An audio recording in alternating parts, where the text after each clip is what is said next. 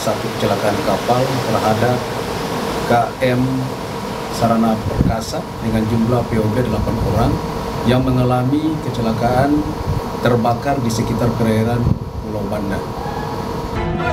Seluruh korban dievakuasi ke Pulau Banda Naira dan Pulau Hatta, sementara kapal habis terbakar di lokasi kejadian. Dari Maluku Tengah, Maluku, Juanda Sari, iNews melaporkan.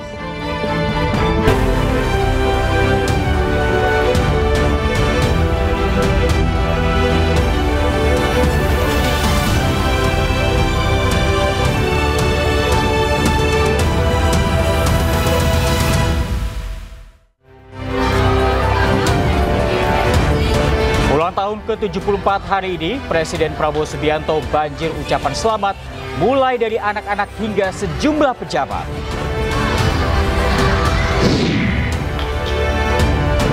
Presiden Prabowo Subianto izinkan warga negara asing pimpin badan usaha milik negara.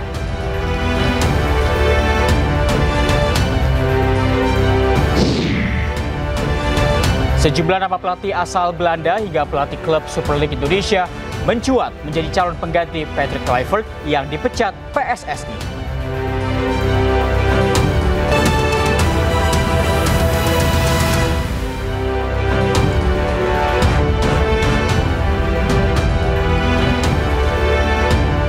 Halo selamat siang pemirsa, apa kabar Anda hari ini? Senang sekali saya Reza Siregar kembali hadir menemani Anda dalam iNews Siang. Selain 3 berita utama tadi, iNews Siang juga akan menyuguhkan beragam informasi penting lainnya. iNews Siang ini kami awali dari KRL komuter lain tujuan Bogor Jakarta Kota mendadak keluarkan asap di stasiun Tanjung Barat. Insiden itu membuat pengunjung panik.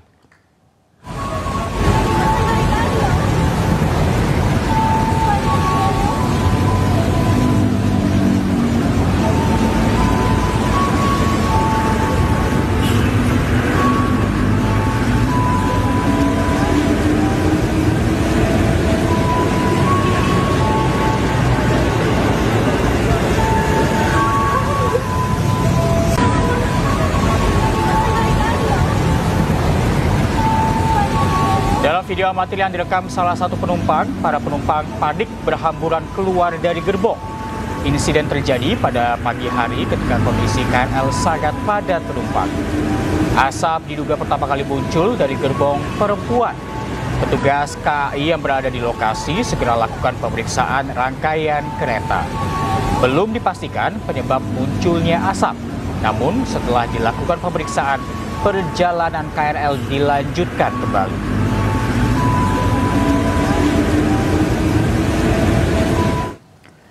Truk Fuso mengalami remblong hingga menabrak 4 mobil di turunan eksit tol Ancol Timur, Pademangan, Jakarta Utara.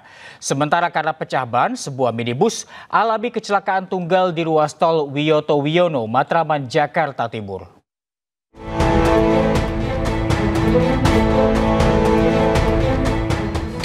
Sebuah truk bermuatan asbes alami remblong di turunan eksit tol Ancol Timur, Pademangan, Jakarta Utara. Truk baru bisa berhenti setelah menabrak 4 mobil yang berada di depannya. 2 mobil minibus tergencet truk, sementara pengemudi mobil bak terbuka alami luka ringan di bagian kaki. Truk Fuso awalnya melaju dari Bogor mengarah kota, namun saat turunan eksit tol Ancol Timur tiba-tiba remblong. Akhirnya supir banting setir dan menabrak sejumlah kendaraan.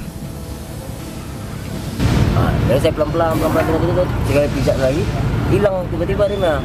Ngeblong, saya tarik ke kiri, itu banyak bekasan di sana. Sampai macam-macam trotoar, nggak berhenti juga. Kenceng apa gimana larinya? Kalau lari kenceng udah habis banyak tadi bang. Ada sempat pelan di atas tadi tuh, sempat ngerem persimpangan kan. Posisinya lagi macet bang? Enggak, bawah sini macet. Macet. Langsung muatan nggak? Muatannya paling ada 1 ton bang. Apa sih muatannya? Muatan apa? Asbes. Kecelakaan juga dialami sebuah minibus di ruas tol Wiyoto Wiono, tepatnya di kilometer 4600 Matraman, Jakarta Timur. Diduga karena pecah ban, minibus oleng dan terguling hingga menimpa mobil lain yang ada di bawahnya. Beruntung pengemudi mobil yang tertimpa tidak terluka, sementara mobil yang terguling rusak parah. Pengemudi beserta penumpangnya langsung dilarikan ke rumah sakit. Ban mobil yang kecelakaan di atas ketimpa mobil kaca depan kita. Jadi kaca kita retak semua, hancur. Itu kronologisnya. Baru habis itu kita kejar ke atas. Mobil yang kecelakaan itu kita nggak ketemu ininya lagi, udah dibawa langsung ke rumah sakit. Yang pengemudinya ada 2 orang. Satu luka parah, satu masih bisa sadar lah, tapi dua-duanya dibawa ke rumah sakit. Itu pengemudinya kondisinya bagaimana Pak? Kondisinya kita tadi lihat, pas lihatnya posisinya kayak pingsan lah. Akibat kecelakaan ini, kemacetan panjang terjadi beberapa kilometer dari arah Cawang menuju Tanjung Priok. Dari Jakarta, Tim Liputan iNews melaporkan. Pelaku curanmor di Bekasi babak belur dihakimi massa setelah aksinya terpergok. Karena lukanya terlalu parah, pelaku dibawa ke RSUD Kota Bekasi untuk dirawat intensif.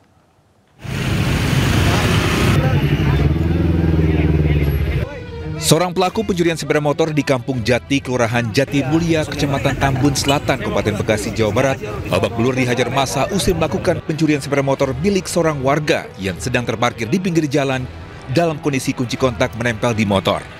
Pelaku yang saat itu sedang membawa sepeda tergiur melihat motor dengan kunci kontak masih menempel di motor. Kejar-kejaran pun terjadi antara pelaku dengan pemilik motor. Beruntung ada petugas kepolisian dari Polres Metro Bekasi Kota sedang melakukan patroli dan mengamankan pelaku dari amukan warga, kemudian membawa pelaku ke RSUD Kota Bekasi guna mendapatkan perawatan intensif. Pelakunya cuma sendiri Bang, 1 orang. Bang, waktu kejadian itu posisi motor seperti apa Bang dalam kunci kontaknya? Kontaknya nyantol Bang. Oh, tertinggal ya? Iya, tertinggal, masih di motornya. Kini kasus pencurian sepeda motor tersebut ditangani oleh petugas kepolisian Polsek Tambun Selatan dan Mapores Metro Bekasi. Dari Kabupaten Bekasi, Jawa Barat, Didit Junaidi dan Agus Rohim, iNews melaporkan. TNI bebaskan warga Soanggama dari cengkraman KKB. 14 anggota kelompok bersenjata KKB tewas dalam kontak senjata di Intan Jaya, Papua Tengah.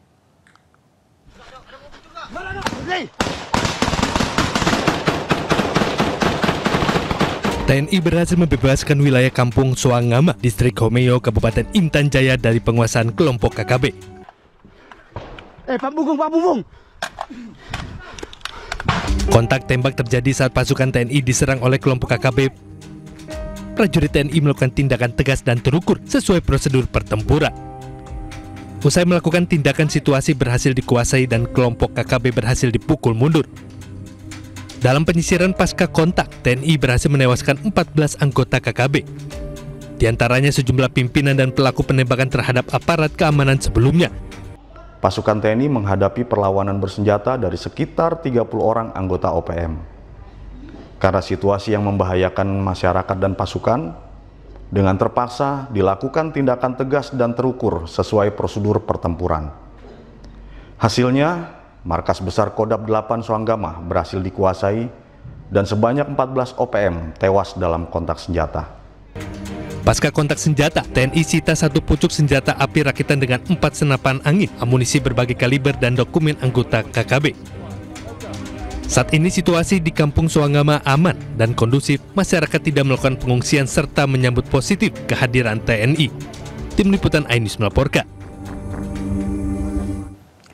Bakamla berhasil menggagalkan dugaan aksi perompakan terhadap kapal takbot dan tongkang di perairan Kalimantan Timur.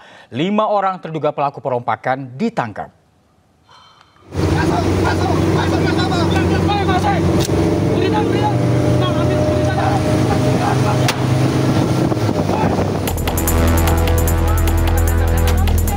Kapal mencurigakan di perairan Kalimantan Timur disergap oleh KN Pulau Marore 322 Bakamla RI.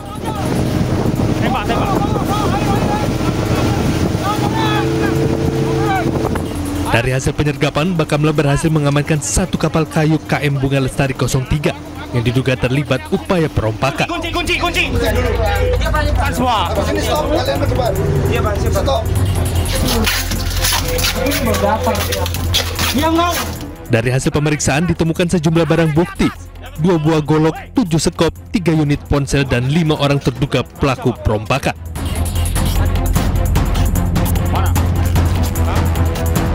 Seluruh terduga pelaku bersama kapal KM Bunga Lestari 03 diamankan. Keberhasilan KN Pulau Marore 322 ini menjadi bukti nyata kecepatan respon dan profesionalisme aparat Bakamla RI di lapangan. Tim Liputan iNews melaporkan.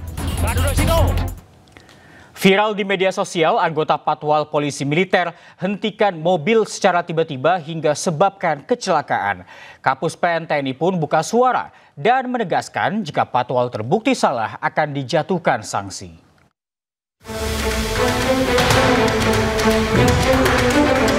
Viral di media sosial memperlihatkan anggota Patwal Polisi Militer menghentikan mobil secara tiba-tiba saat mengawal kendaraan pejabat di Kebayoran Baru, Jakarta. Aksi tersebut menyebabkan kecelakaan lalu lintas karena sebuah sepeda motor menabrak mobil dari belakang.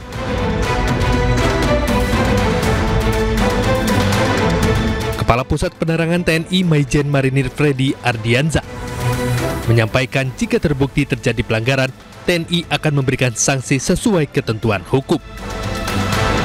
Tim Liputan iNews melaporkan. Demi konten di media sosial, 2 pelajar nekat terjun ke sungai dari jembatan setinggi 6 meter. Naas, karena tak bisa berenang, keduanya pun hanyut terbawa arus sungai.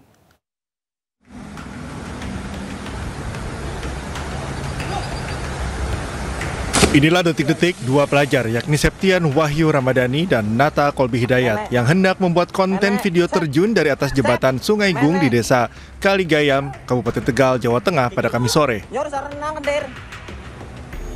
Usai terjun ke sungai, kedua korban meminta tolong kepada temannya yang merekam video. Naas, teman korban tidak bisa menolong karena tidak bisa berenang. Kedua korban pun hanyut terbawa arus sungai. Tim SAR gabungan melakukan pencarian dengan menyisir sungai dan penyelaman, namun hingga Kamis malam pencarian belum membuahkan hasil. Operasi pencarian pun dihentikan dan dilanjutkan pada Jumat pagi. Untuk radius pencarian pada malam hari ini di seputaran titik koordinat lokasi jatuhnya korban, kemudian dilanjutkan esok hari. Konten berujung maut ini terjadi saat 5 orang pelajar hendak membuat video yang akan diunggah di media sosial. 2 orang terjun ke sungai dan lainnya merekam video. Dari Tegal, Jawa Tengah, Unibar iNews melaporkan. 1 dari 2 pelajar yang tenggelam akibat membuat konten ditemukan meninggal dunia di Tegal, Jawa Tengah. Jasad 1 pelajar korban konten berujung maut ditemukan warga desa Kaligayam, Tegal, Jawa Tengah. Korban ditemukan mengapung 5 meter dari titik mereka terjun ke sungai. Usai dievakuasi, korban dibawa ke mobil jenazah lalu dibawa ke RSUD Kardinah, Tegal. Petugas pun terus mencari keberadaan jasad remaja lainnya. Sebelumnya, kedua remaja ini melompat ke sungai demi membuat konten pada Kamis petang. Saat mereka melompat, ketiga temannya merekam video untuk disebarkan di media sosial. Naas, usai melompat, keduanya tidak lagi muncul ke permukaan.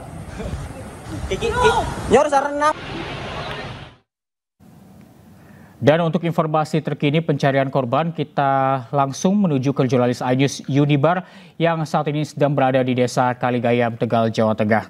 Selamat siang Unibar, bagaimana proses pencarian korban lainnya hingga saat ini? Ya, Reza, sejak tadi pagi tim SAR gabungan dari Basarnas Malang, kemudian PMI, polisi dan TNI masih melakukan pencarian dengan melakukan penyisiran alur sungai di arah 1 km, radius 1 km di bawah jembatan hingga mendekati alur-alur sungai yang berada di lokasi korban terjun ke sungai. Namun saat ini pencarian dihentikan karena tim SAR beristirahat kembali, kemudian nanti Jumat dilanjutkan dengan pencarian lagi untuk 1 korban yang belum ditemukan. Sementara keluarga korban juga masih menunggu keputusan dari tim SAR untuk pencarian lebih lanjut karena semalam keluarga korban sempat pingsan pada saat ikut melakukan pencarian. Reza. Baik, Yunibar, apakah Anda dapat menunjukkan kepada kami bagaimana lokasi untuk proses titik pencarian para korban dan di manakah korban pertama tadi pagi ini ditemukan? Baik, Reza.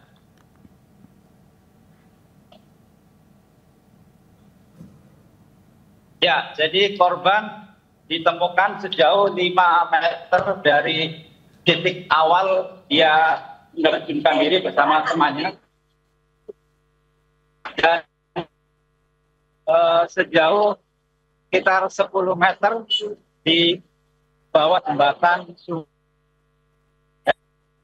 Warga masih menonton aktivitas di bawah jembatan. Dan di bawah jembatan ini arusnya cukup deras, terdapat pusaran air karena diperkirakan ada lubang persis di bawah jembatan, sehingga menyulitkan tim SAR untuk melakukan penyelaman.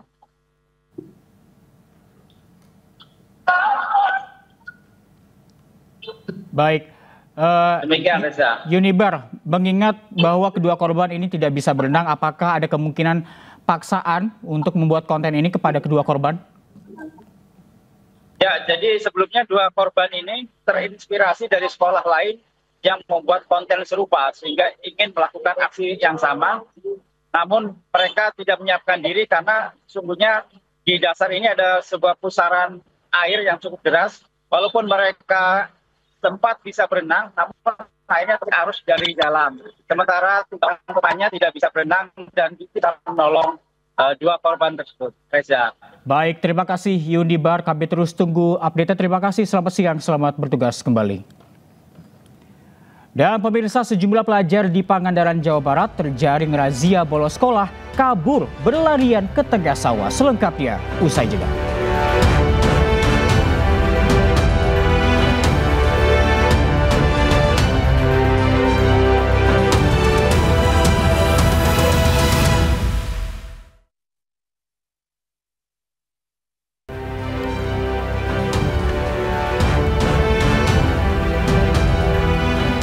Ya pemirsa, sejumlah aliansi mahasiswa dan warga yang tergabung dalam Front Masyarakat Keramat Watu melakukan aksi unjuk rasa dengan menghadang mobil truk odol di jalur perempatan Jalan Lingkar Selatan, Kota Cilegon, Banten.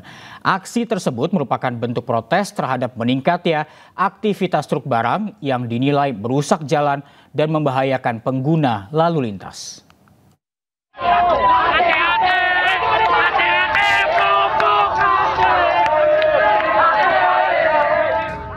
Aksi unjuk rasa ratusan massa di perempatan Jalan Lingkar Selatan, Kota Cilegon, Banten, Kamis siang sempat membuat akses jalan tersendat. Puluhan warga dan mahasiswa menghentikan sejumlah truk overdimension overloading atau odol yang melintas.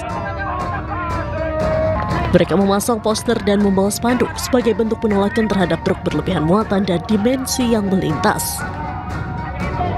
Massa menilai aktivitas truk odol telah menimbulkan masalah multidimensi, mulai dari kerusakan infrastruktur, polusi udara, hingga meningkatnya risiko kecelakaan lalu lintas. Massa menuntut penertiban truk odol, lalu perbaikan PJU dan rambu-rambu lalu lintas, termasuk penegakan hukum dari pihak kepolisian dan dinas perhubungan. Pemerintah hari ini hanya memberikan janji kawan-kawan sama kita. Makanya hari ini kita lebih memilih turun ke jalan untuk menyadarkan masyarakat bahwa hari ini kita sama-sama resah. Saya harap apa yang menjadi aspirasi kita, supaya kita bermacet-macetan di jalan, pemerintah bisa mendengar apa yang kita harapkan. Massa berharap pemerintah segera bertindak untuk menertibkan truk odol dan memperbaiki fasilitas lalu lintas di wilayah Keramat Watu. Dari Cilegon, Banten, Iskandar Nasution, iNews melaporkan. Proyek pembuatan saluran air di Pos Pengumben Jakarta Barat meresahkan warga. Selain menyebabkan kemacetan, proyek juga menyebabkan debu tebal mengganggu kesehatan. Warga mengeluhkan proyek pembuatan drainase atau saluran air di Jalan Pos Pengumben Jakarta Barat. Proyek yang sudah dimulai sepekan lalu dikerjakan sepanjang 150 meter dari arah Jakarta menuju ke Joglo atau Ciledug. Pekerjaan itu juga memakan 1 lajur hingga akses yang bisa dilalui hanya tersisa 1 lajur. Pada siang hari, proyek ini menimbulkan debu tebal sehingga mengganggu pejalan kaki dan juga para pengendara.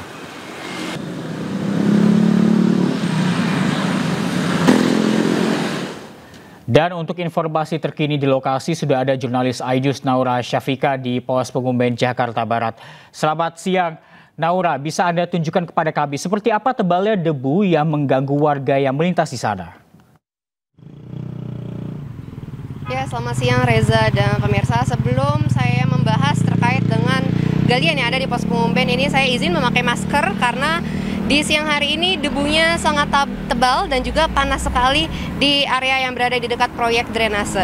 Dan memang untuk saat ini proyek drainase masih terus dikerjakan sepanjang 150 meter yang berlokasi di Pos Pengumben Jakarta Barat, ya, di mana ini dari arah Jakarta menuju ke Joglo dan Ciledug. Sehingga pastinya pada sore hari khususnya setiap harinya dari ratusan kendaraan, baik dari kendaraan roda 2, kendaraan roda 4, bahkan juga kendaraan umum melintasi jalanan ini. Seperti yang bisa kita lihat tepat di belakang saya, Reza dan juga pemirsa, bisa kita lihat ini adalah salah satu dari lokasi proyek drainase yang sedang dikerjakan, yang dimana memang diperkirakan untuk proyek drainase ini akan diselesaikan pada pertengahan bulan Desember.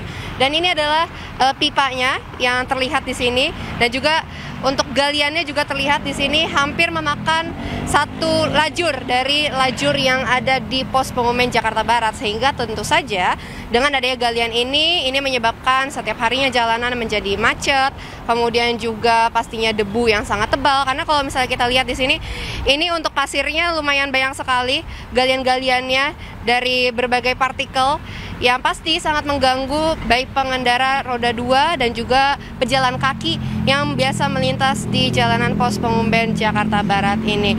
Dan setiap harinya juga dari warga terus berkeluh kesah terkait dengan adanya galian ini dan berharap dari pemerintah setempat dapat segera menyelesaikan untuk galian ini karena mengganggu sekali. Karena saat ini saya juga merasa untuk debu di sini sangat tebal, kemudian dengan panasnya ini menjadi tidak nyaman untuk khususnya untuk pejalan kaki melintasi di jalanan ini. Sementara itu, Reza.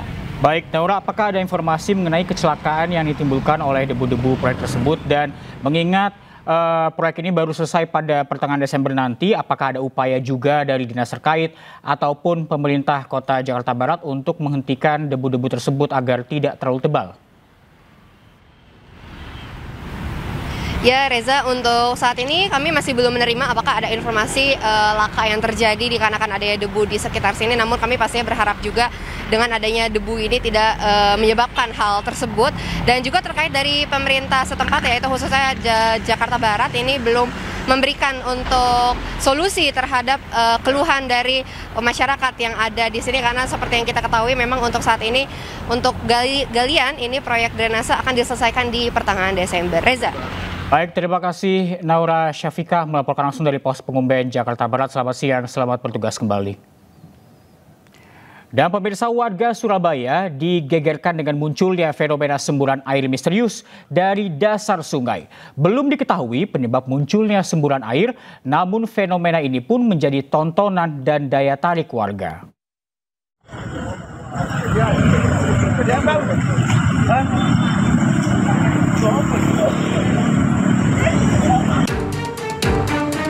Semburan masih terus terjadi di tengah Sungai Kebon Agung, kawasan Rungkut Tengah, Kecamatan Gunung Anyar, Surabaya. Semburan pertama kali muncul sejak Kamis siang setiap 15 menit dan membesar dengan durasi kurang dari 8 menit serta ketinggian mencapai sekitar 50 cm. Belum diketahui penyebab munculnya semburan. Petugas dari perusahaan gas negara, PGN, maupun PDAM Kota Surabaya masih lakukan pemeriksaan. Teman-teman dari tadi masih kemungkinan, jadi kan belum bisa memastikan secara positif karena alatnya belum datang. Karena di sebelah itu kan juga ada sumber gas yang di Gunung Anyar itu loh ya. Masih kemungkinan, jadi belum secara pasti. Fenomena ini pun jadi daya tarik warga pengguna jalan yang berbondong-bondong melihat semburan air misterius tersebut. Dari Surabaya, Jawa Timur, Yuda Prawira, iNews melaporkan. Sejumlah pelajar di Pangandaran, Jawa Barat terjaring razia bolos sekolah. Mereka yang ketahuan sedang nongkrong kabur dengan berlari ke tengah sawah.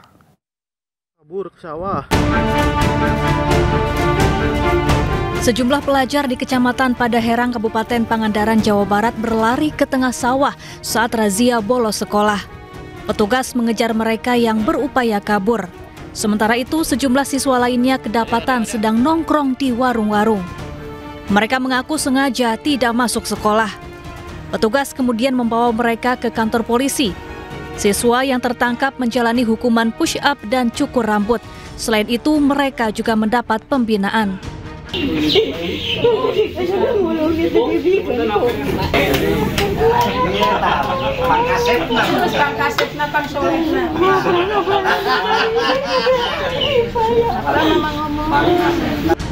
Orang tua pelajar kemudian datang untuk menjemput anak mereka.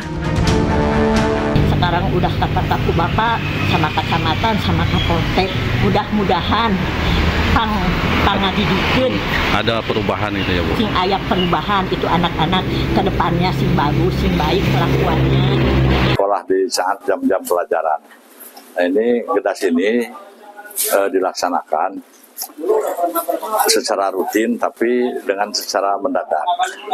Jadi sifatnya yang urgen dan tapi tersusun dengan rapi. Orang tua, guru, dan petugas berharap seluruh pelajar bisa lebih disiplin dan bertanggung jawab demi masa depan yang lebih baik. Dari Pangandaran, Jawa Barat, Irfan Ramdiansyah, iNews melaporkan. Isak tangis keluarga pecah saat jenazah korban Ponpes Al-Hozini yang ambruk tiba di rumah duka. Almarhum Zaki bin Yusuf merupakan santri asal Sampang yang terakhir kali diidentifikasi dan dimakamkan.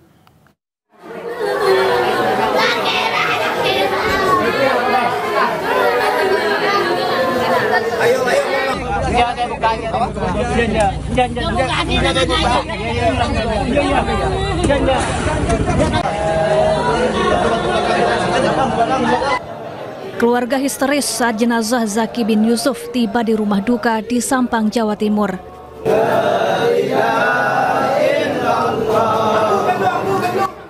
Almarhum Zaki bin Yusuf merupakan santri Pondok Pesantren Al-Hozini Sidoarjo yang menjadi salah satu korban musola ambruk. Jenazah Zaki merupakan korban terakhir yang berhasil diidentifikasi dan diserahkan ke pihak keluarga.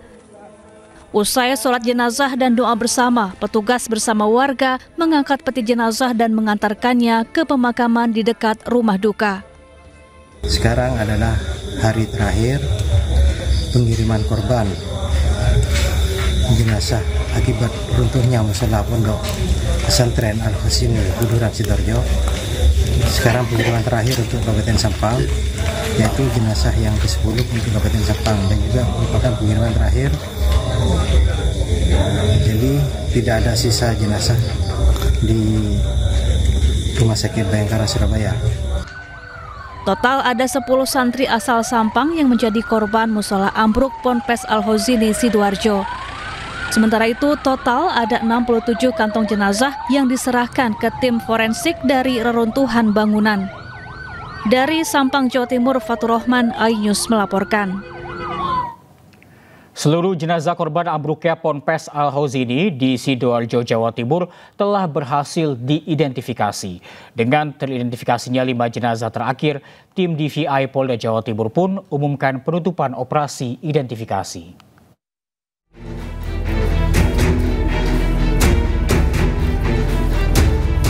Setelah 2 minggu lebih bekerja, tim DVI Polda Jawa Timur akhirnya mengumumkan penutupan operasi identifikasi korban tragedi Ponpes Al-Hozini. Penutupan dilakukan setelah tim berhasil mengidentifikasi 5 kantong jenazah terakhir di posko DVI Rumah Sakit Bayangkara Polda Jawa Timur. 5 jenazah terakhir ini adalah Solihin, Raihan Rafa Aldiansyah, Fairuz Sirojudin, Muhammad Deva Syarifuddin, serta Zaki. Kelima jenazah terakhir teridentifikasi melalui sejumlah metode, diantaranya catatan medis, properti, dan pencocokan DNA. Sampai dengan hari ini, tim gabungan telah berhasil mengidentifikasi total 63 korban dari 67 kantong jenazah yang diterima. Sampai saat ini dari data antemortem yang melaporkan orang hilang yaitu 63 korban hilang dan sudah teridentifikasi seluruhnya sebanyak 63 orang. Usai teridentifikasi, kelima jenazah langsung diserahkan kepada keluarga masing-masing. Dari Surabaya, Jawa Timur, Rahmat Ilyasan, iNews melaporkan. Kita ke informasi lain pemirsa, polisi memeriksa manajer Delta Spa dan petugas Dinas Dukcapil Indramayu sebagai saksi kasus kematian terapis Delta Spa. Polisi mendalami proses perekrutan dan perlakuan Delta Spa cabang Pasar Minggu Jakarta Selatan terhadap korban yang masih di bawah umur.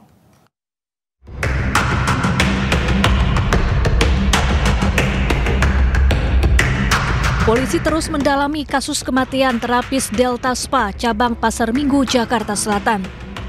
Polisi kembali memeriksa 3 orang saksi, yakni perekrut korban, manajer Delta Spa, dan petugas Dinas Kependudukan dan Catatan Sipil Indramayu. Fokus pemeriksaan terkait proses perekrutan korban dan perlakuan pihak Delta Spa terhadap para pekerjanya. Inti yang akan kita dalami adalah pertama proses perekrutannya, kemudian cara-caranya, kemudian yang ingin kita ketahui adalah bagaimana SOP ataupun bagaimana pekerjaan di sana seperti apa, karena kan seperti kita ketahui dan kita dengar ada syarat-syarat ataupun ada peraturan-peraturan yang ingin kita ketahui kebenaran seperti apa. Sementara itu hingga kini polisi masih menunggu hasil uji laboratorium forensik CCTV yang memperlihatkan aktivitas terakhir korban.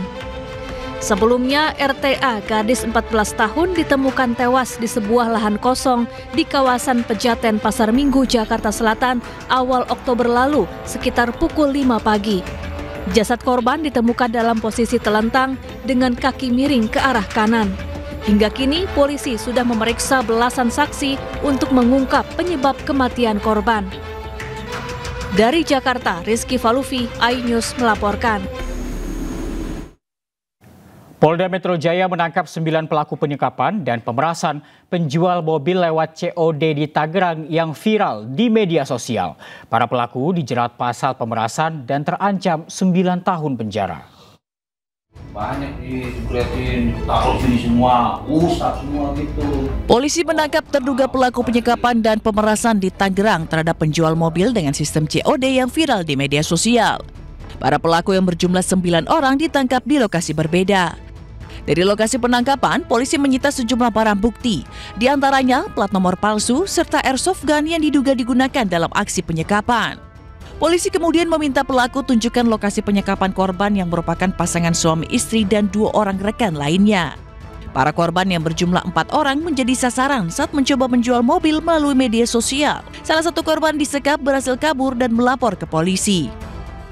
Tim dari Subdit Resmob di Treskrimum Polda Metro Jaya yang telah berhasil menyelamatkan korban. Korban mengalami penyekapan, korban mengalami dugaan peristiwa pemerasan, ya, yang beberapa hari yang lalu itu sempat viral, rekan-rekan. Jadi korban itu sebenarnya 4. Nah, salah satu korban berhasil melarikan diri, kemudian membuat laporan hari Senin tanggal 13 Oktober, membuat laporan ke Polda Metro Jaya. Para pelaku dijerat pasal pemerasan dan terancam hukuman 9 tahun penjara. Penyidik masih mendalami hubungan antara para tersangka dan korban, termasuk motif di balik aksi kejahatan tersebut. Dari Jakarta, Rizky Falufi, iNews melaporkan. Anggota DPRD Kota Depok, RK, divonis 10 tahun penjara karena melakukan kekerasan seksual terhadap anak di bawah umur. Terdakwa mengakui telah membujuk rayu korban dengan 2 kali mencabuli korban di sebuah pom bensin dan hotel.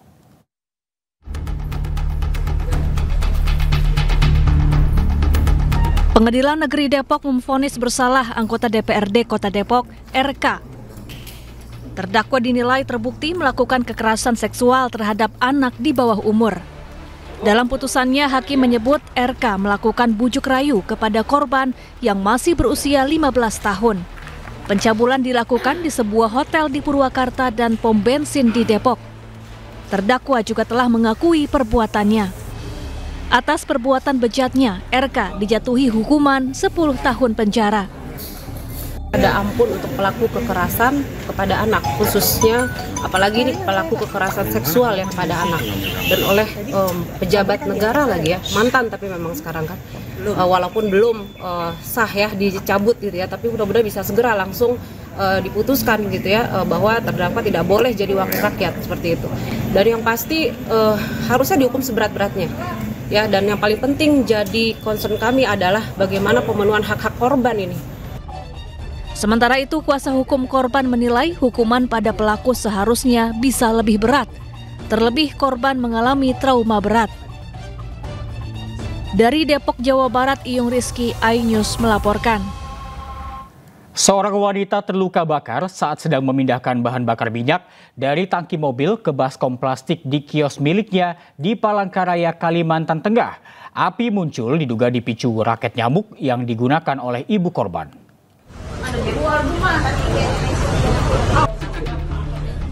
Febri, 27 tahun, wanita pemilik kios bensin eceran di Jalan Beliang Induk, Palangkaraya terluka bakar di tangannya. Ia langsung mendapat perawatan medis dari tim rescue pemadam kebakaran yang tiba di lokasi. Insiden bermula saat korban sedang memindahkan BBM jenis Pertalite dari tangki mobil ke baskom plastik yang akan dibagi ke dalam botol-botol kecil untuk dijual. Tanpa disadari, ibu korban yang berada di dekatnya menggunakan raket nyamuk elektrik hingga memicu percikan api dan menyambar uap dari bensin yang sedang dipindahkan. Warga yang ada di sekitar lokasi langsung menolong korban menggunakan pasir hingga semprotan apar lalu menghubungi damkar. Ibunya memburu-buru nyamuk karena banyak nyamuk menggunakan raket. Ternyata dari raket itu ada sumber api. Disambarnya lah baskom itu tadi. Sehingga berhamburanlah jadinya karena kaget. Warga diimbau agar berhati-hati saat menangani bahan yang mudah terbakar seperti bensin dan jauhkan dari benda yang bisa memicu api. Dari Palangkaraya, Kalimantan Tengah, Ade Sata, iNews melaporkan. Ulang tahun ke-74 hari ini, Presiden Prabowo Subianto banjir ucapan selamat mulai dari anak-anak hingga sejumlah pejabat. Selengkapnya usai jeda.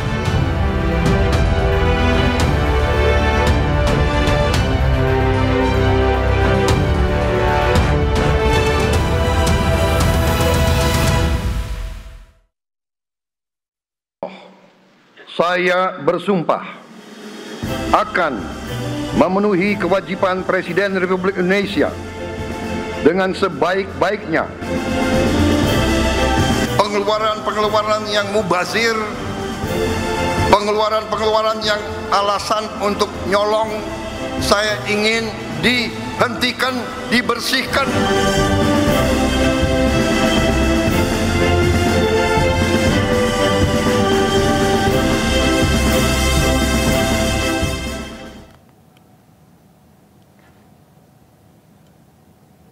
Pemirsa, hari ini Presiden Prabowo merayakan ulang tahun yang ke-74. Ucapan selamat, doa, dan harapan disampaikan kepada orang nomor 1 di Indonesia ini.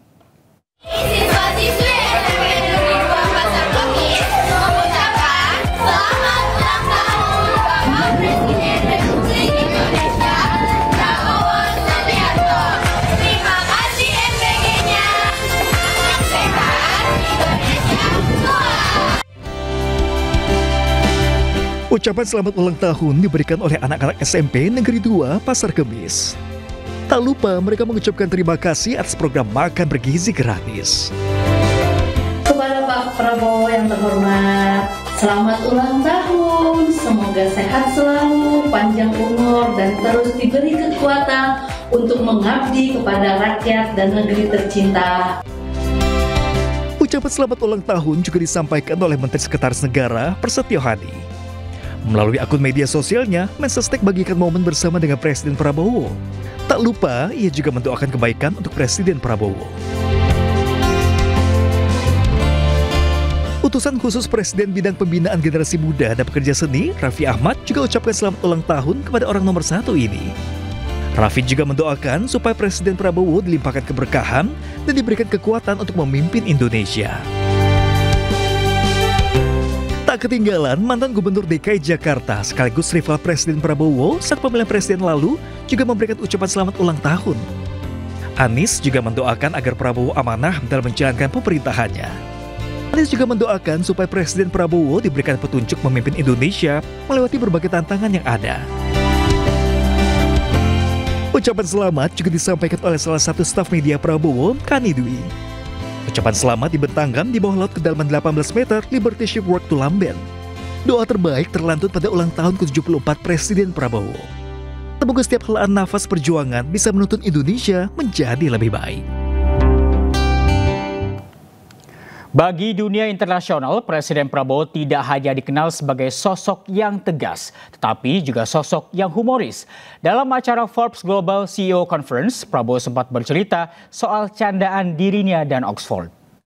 So in the reception, all the young British diplomats surrounded him and didn't address me at all, right? So why? Because I keep hearing, oh, Excellency, you graduated from LSE, London, and so my deputy was saying yes.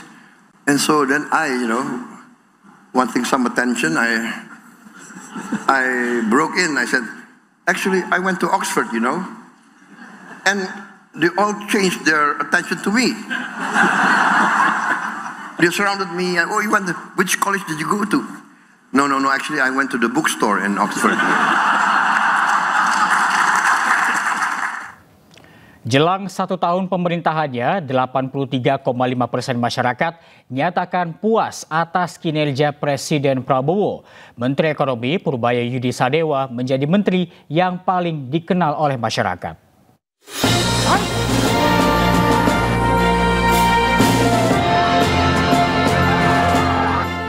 Survei digelar oleh lembaga riset Indeks Politika. Hasilnya menunjukkan tingkat kepuasan publik terhadap Presiden Prabowo Subianto menembus angka 83,5%. Survei yang digelar pada periode 1 hingga 10 Oktober 2025 melibatkan 1.600 responden di 27 provinsi yang dipilih secara acak. Sebanyak 90,8% responden mengaku mengetahui aktivitas dan kebijakan Presiden Prabowo dari pemberitaan di media. Tingkat kepuasan cukup tinggi, masih cukup tinggi. 3,5. Iya, jadi mungkin ya biasa kalau kekurangan sana sini juga normal seperti itu. Jadi kalau dari data yang kami dapatkan, tingkat kepuasan terhadap kinerja pemerintah secara umum masih sangat bagus. Kinerja para menteri juga mendapat sorotan luas. Survei mencatat 87,5% responden mengetahui aktivitas dan kebijakan para pembantu presiden. Menariknya, meski baru menjabat 1 bulan, Menteri Keuangan Purbaya Yudi Sadewa jadi sosok paling dikenal masyarakat. 10,35% responden mengenal sosoknya. Sementara Menteri ESDM Bahlil Lahadalia menduduki posisi kedua dengan 9,16%. Menteri Pertahanan Jenderal Purnawirawan Syafri Syamsuddin berada di posisi ketiga dengan 4,27%. Posisi keempat diduduki oleh Menteri Kemenduk Bangga BKKN dengan 3,76%. Sementara di posisi kelima ada Agus Harimurti Yudhoyono, Menko Bidang Infrastruktur dan Pembangunan Kewilayahan RI. Tim Liputan iNews melaporkan. Menteri Keuangan Purbaya Yudi Sadewa meluncurkan layanan pengaduan bernama Lapor Pak Purbaya. Layanan ini diharap dapat memastikan suara masyarakat didengar langsung oleh pemerintah. Pidato yang sudah siap. LPS juga lembaga penting. Safari lah kira-kira.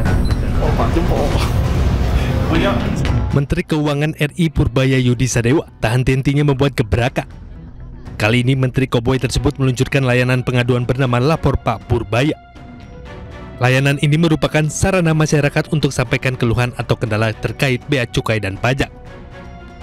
Masyarakat dapat langsung mengirimi laporan melalui WhatsApp di nomor 0822 4040 6600. Setiap laporan harus mencantumkan nama lengkap dan email supaya dapat ditindaklanjuti oleh tim Kementerian Keuangan. Sebelumnya, inisiatif ini merupakan bagian komitmen Menkeu RI Purbaya untuk memperkuat integritas dan transparansi di lingkungan Kementerian Keuangan, serta memastikan suara masyarakat didengar langsung oleh pimpinan. Tim Liputan iNews melaporkan. Presiden Prabowo Subianto izinkan warga negara asing pimpin badan usaha milik negara. Menurut Prabowo, pemerintah telah ubah aturan untuk perbolehkan ekspatriat menjadi pimpinan di BUMN. Hal ini disampaikan Presiden Prabowo Subianto saat berdiskusi bersama Forbes yang digelar di salah satu hotel di Jakarta. Prabowo mengaku telah menginstruksikan manajemen BPI Danantara untuk menjalankan bisnisnya dengan standar internasional. Prabowo juga menyebut telah menginstruksikan untuk memangkas jumlah BUMN dari sekitar 1.000 hanya menjadi sekitar 200 BUMN. Ia berharap langkah pemangkasan itu akan meningkatkan pendapatan dari BUMN di Indonesia. You can look for the best brains, best talents, and I've changed the regulations.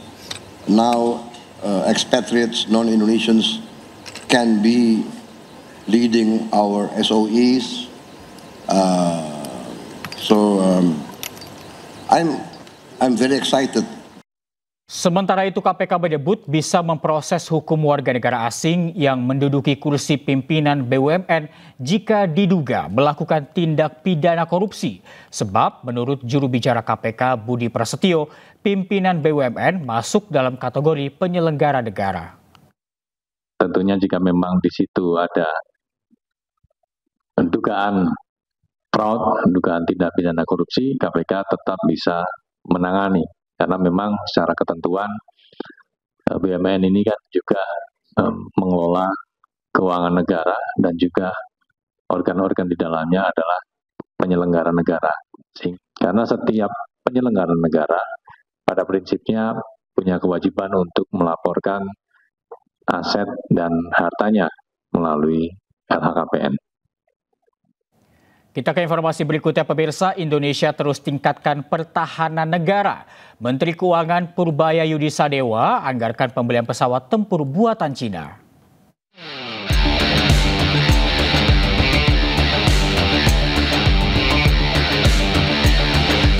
Penguatan alutsista terus menjadi salah satu fokus pemerintahan Presiden Prabowo Subianto.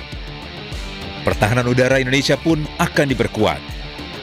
Menteri Pertahanan Syafri Samsudin berencana membeli pesawat tempur J-10 Chengdu buatan China. Rencana ini pun telah disetujui oleh Menteri Keuangan Purbaya. Bahkan Purbaya pun telah mengalokasikan anggaran pembelian pesawat tempur pada APBN 2026. Kalau untuk yang tahun depan sudah kita setujui. Ini nggak tahu pakai yang mana, tapi sudah cukup banyak anggaran mereka. Berapa kemarin? Sekian. Saya lupa, 9 miliar dolar kalau nggak salah, atau lebih, saya lupa angkanya. Tapi sudah disetujui, jadi harusnya sudah siap semua untuk yang itu. Tapi saya nggak tahu ini baru lagi apa enggak, termasuk yang itu apa.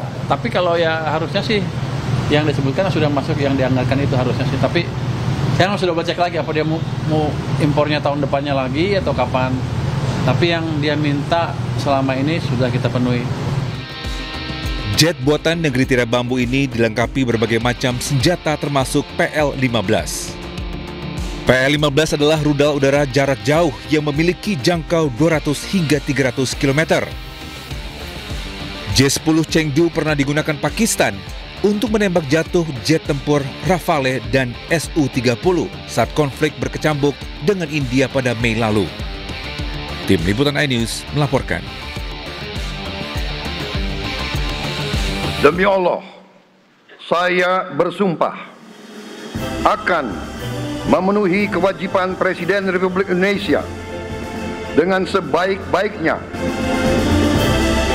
Pengeluaran-pengeluaran yang mubazir, pengeluaran-pengeluaran yang alasan untuk nyolong, saya ingin dihentikan, dibersihkan.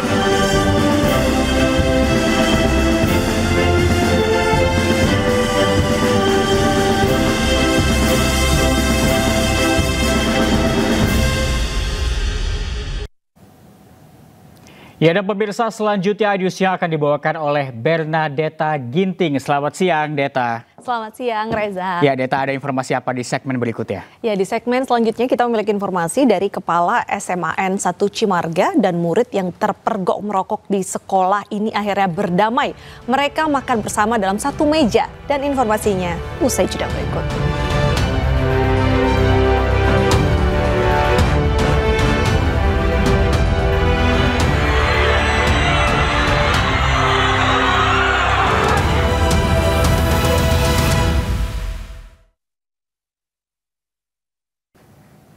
Pemirsa, aksi nekat komplotan spesialis pencuri spion mobil yang terparkir di garasi rumah di Lenteng Agung, Jagakarsa terekam kamera pengawas milik korban. Dalam sebulan, ada 4 korban di wilayah tersebut yang kehilangan spion mobil.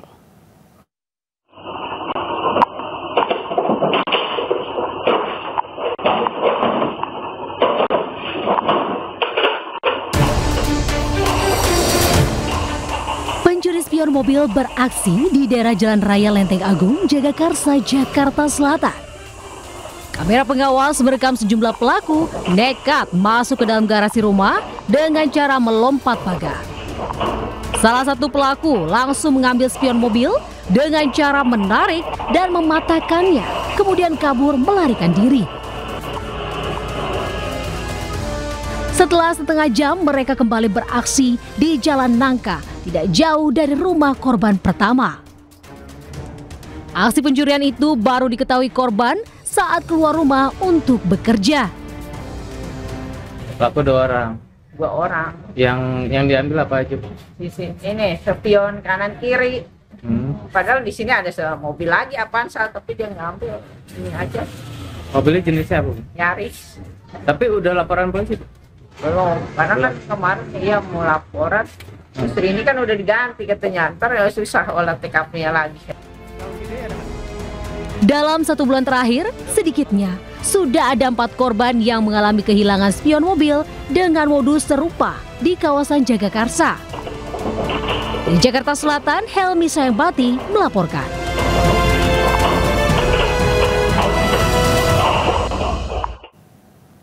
Seorang pria penagih bank keliling nekat mencuri barang berharga di dalam mobil yang sedang terparkir di halaman rumah pemiliknya di Bandung, Jawa Barat. Pelaku beraksi saat mobil yang sedang dipanaskan ditinggal pemiliknya.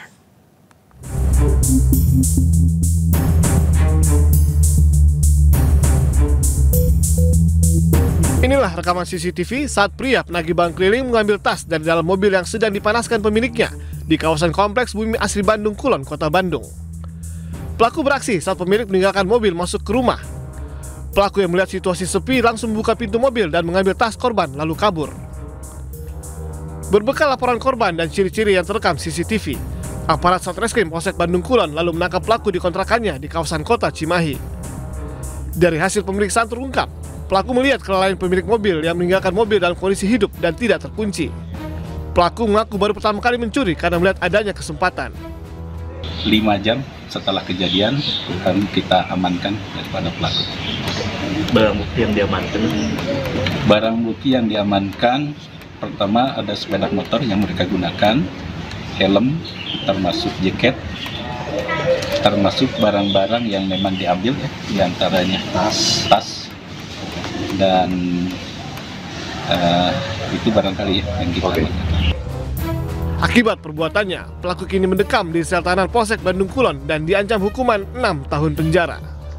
Polisi mengimbau warga untuk berhati-hati dan tidak lalai saat memanaskan kendaraannya di luar rumah karena bisa dimanfaatkan oleh para pelaku kejahatan. Dari Bandung, Jawa Barat, Jupita Melana, iNews melaporkan. Gubernur Banten Andra Soni pertemukan Kepala SMAN 1 Cimarga, Kabupaten Lebak, Banten, Dini Fitri, dengan murid yang terpergok merokok di sekolahnya. Setelah keduanya saling menyampaikan permintaan maaf, mereka pun terlihat makan bersama dalam satu meja.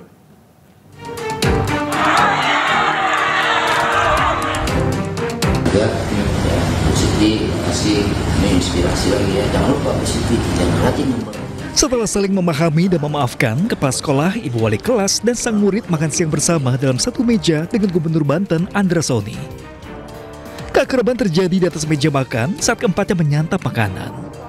Gubernur Banten Andra Soni pun sedikit menyinggung soal kesalahan yang bisa jadi pembelajaran.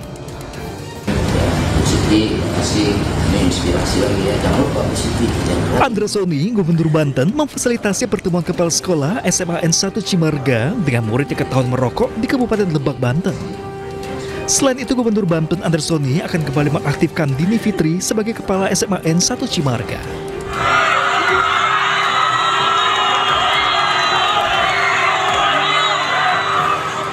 Sebelumnya, ratusan siswa SMA Negeri 1 Cimarga berhamburan ke halaman sekolah melakukan aksi menolak kekerasan lingkungan pendidikan di Kabupaten Lebak, Banten. Aksi ini dipicu setelah seorang siswa dipukul oleh kepala sekolah lantaran terpergok merokok. Aksi protes berlangsung damai namun penuh emosi.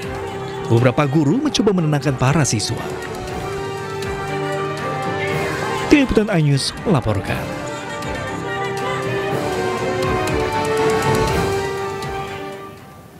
Kasus mogok sekolah yang dilakukan siswa SMA N1 Cimarga, Lebak, Banten ini sebagai bentuk solidaritas terhadap teman yang ditampar guru karena ketahuan merokok dan akhirnya berbuntut panjang. Ini muncul isu sejumlah pengusaha ramai-ramai akan blacklist para siswa lulusan SMA N1 Cimarga.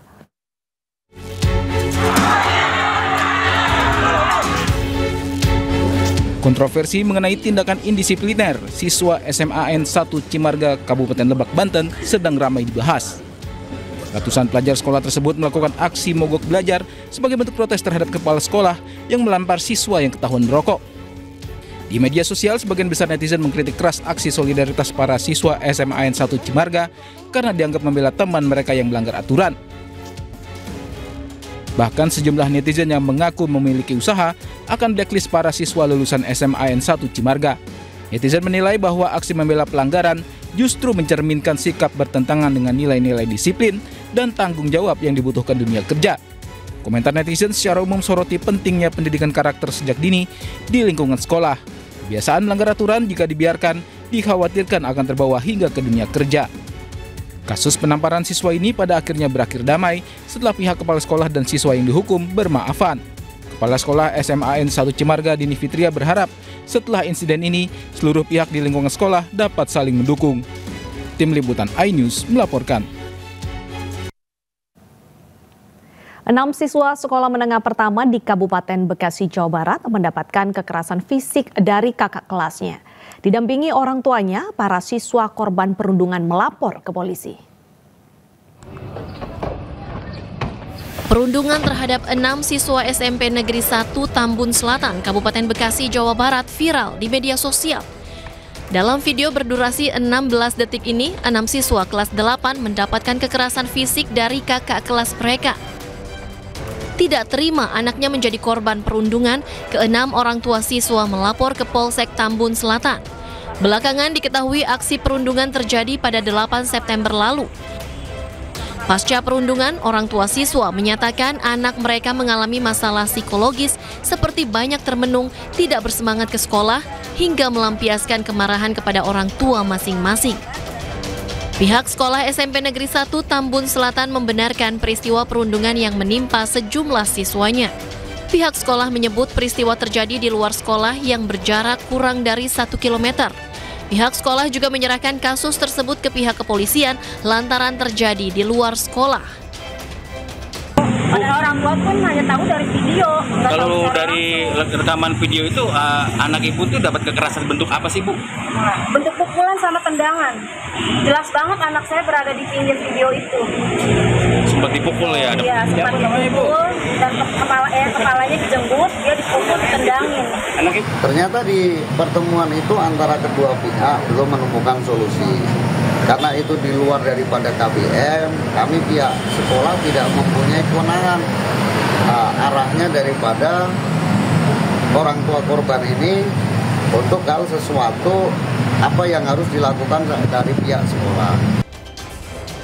Saat ini pihak kepolisian sektor Tambun Selatan yang mendapat laporan telah meminta keterangan baik pelaku maupun korban dan sejumlah saksi.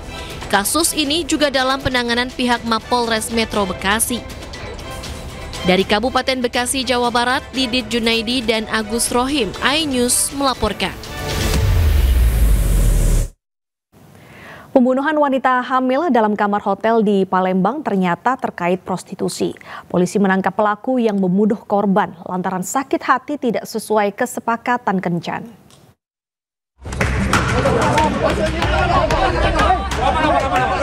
Polisi menggerebek rumah pelaku pembunuhan wanita hamil dalam kamar hotel di Palembang. Pelaku diringkus di tempat persembunyiannya di Desa Sidomulyo, Kecamatan Muara Padang, Kabupaten Banyu Asin, Sumatera Selatan. Saat dibawa ke Mapolda Sumsel, pelaku harus berjalan pincang karena terpaksa dilumpuhkan polisi sebab berusaha kabur. Pembunuhan sadis berawal dari korban yang membuka jasa open BO di grup medsos. Pelaku dan korban kemudian janjian bertemu di sebuah hotel di Palembang. Dalam rekaman kamera pengawas, mereka berdua memesan kamar nomor 8 di lantai 2. Dan tak lama kemudian, jasad korban ditemukan dalam kondisi mengenaskan di kamar hotel. Sementara pelaku kabur. Di Reskrimum Polda Sumsel, Kombes Pol Johannes Bangun menyatakan pelaku tak terima korban melanggar perjanjian kencan yang disepakati awal. Berdasarkan barang bukti yang telah kita sita, ada hubungan melalui platform media sosial, di mana pelaku menghubungi korban untuk bersama-sama ke hotel. Ada kesepakatan, Pak? Ada kesepakatan di antara mereka dan akan kita dalami lebih dalam lagi. Motif dari pelaku bahwa berdasarkan keterangan dari pelaku ada rasa marah terhadap korban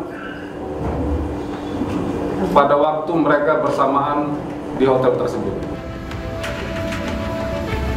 Sebelumnya, jasad korban ditemukan mengenaskan di kamar hotel pada 10 Oktober lalu.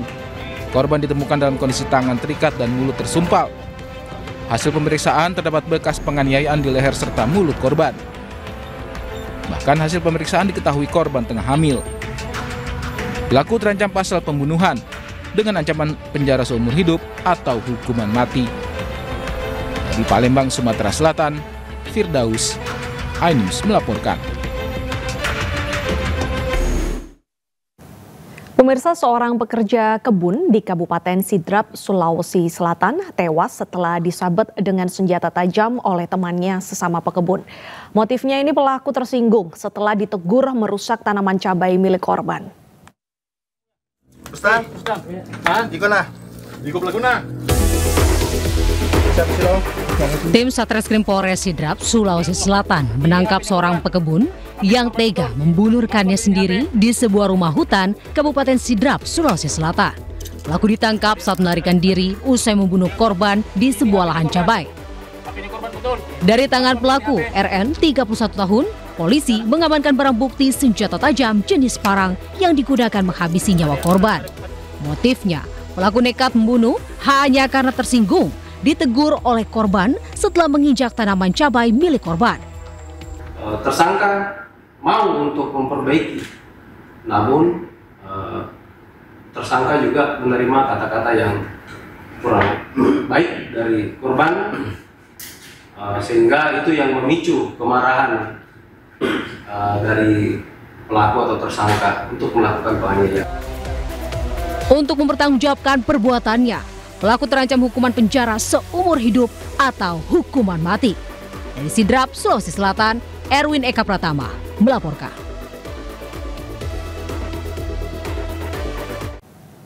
Bolos ratusan hari dalam setahun, belasan ASN di Subang, Jawa Barat dipecat. Informasinya hadir usai jeda berikut, tetaplah di iNews Siang.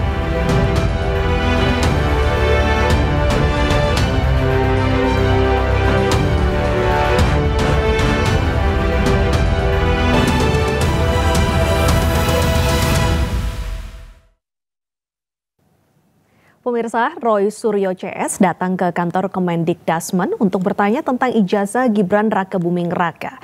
Namun rencana Roy Suryo CS ini kandas lantaran gagal bertemu dengan wakil Mendikdasmen. Roy Suryo CS datang ke kantor Kementerian Pendidikan Dasar dan Menengah. Kedatangan mereka untuk bertanya tentang berkas ijazah Gibran Rakebuming Raka kepada Kementerian Pendidikan Dasar dan Menengah. Roy Suryo CS mempertanyakan keabsahan dokumen ijazah Gibran yang menyebut Gibran telah menyelesaikan pendidikan grade 12 di Australia tahun 2006.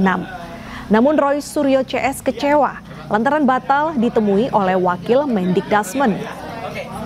Atip Latiful Hayat disebut berhalangan dan tiba-tiba ada agenda di DPR. Kita akan diterima oleh Bapak Wakil Menteri yang sudah berjanji sejak kemarin, yaitu Bapak Profesor Alip Latiful Hayat, ya. Tapi apa yang terjadi, ya? Sampai di dalam kami mendapatkan keterangan dari Bapak Pak Ses Mendikmenjur, ya, Pak Dr. Eko Sulistyo dan Pak Anang dari Ketua PPID, bahwa Pak Wamen ingkar janji. Ya, Wamen tiba-tiba menyatakan ada acara di DPR. Ya, dan kami sempat akan langsung keluar tadi karena apa? Pernyataan yang ada pada Pak Dr. Eko Sulistyo dan juga Eko Susanto, makasih Mas Michael, dan Pak Anang PPD sama persis dengan pernyataan yang dulu pernah kami terima. Tapi ada hal yang sangat menarik. Jadi nanti akan didetailkan oleh Pak Rismon. Tapi Pak Eko meralat pernyataannya yang terdahulu bahwa waktu itu ada Michael juga ya waktu itu. Katanya Gibran itu ada 2 raport, yaitu raport kelas 10 dan kelas 11 dari pendidikannya di Orchard Park Secondary School. Itu artinya apa? Dia kelas 1 dan kelas 2 SMA. Kalau kelas 10 dan kelas 11 sesuai dengan data ini. Tadi diralat. Setelah dia mungkin juga mendengar, dia tahu bahwa faktanya dibuka juga oleh Profesor Zulfikar di Singapura bahwa Orchard Park Secondary School itu hanya SMP plus 1 tahun. Jadi Gibran itu pindah ke Singapura itu SMP plus 1 tahun. Ya. Jadi dia hanya dapat kelas 1 SMA. Katanya ada sertifikat O level katanya. Jadi sertifikat O level itu sertifikat SMP plus 1 tahun. Faktanya, terus terang teman-teman semua nggak usah kecewa, ya, sama kekecewaannya dengan saya kami di dalam, tidak ada satupun berkas yang ditunjukkan. Kami sangat kecewa, ya. Pejabat publik setingkat Wamen Dikdasmen berjanji kemarin kepada kita pukul 3 sore. Ya, dia yang berjanji, dia yang mengingkari. Itu sebuah kebiasaan di Republik ini, ya. Oleh karena itu kita menanti sampai besok, ya, jawaban ya atau tidak, bersedia atau tidak untuk menerima kami. Kalau tidak bersedia, apa jawabannya? Kalau bersedia kapan? Jadi kami tunggu, ya, kepada Wamen Dikdasmen Profesor Alip. Ya, itu Alip satu. Latiful. Ya.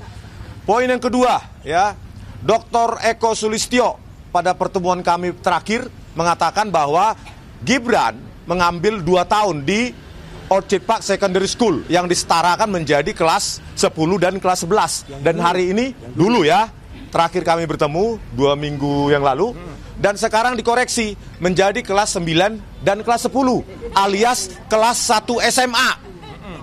Ya, setara dengan kelas 1 SMA. Artinya, ya, pemahaman mereka kelas 2 dan kelas 3 SMA itu diambil di UTS Insearch kursus. Bisa.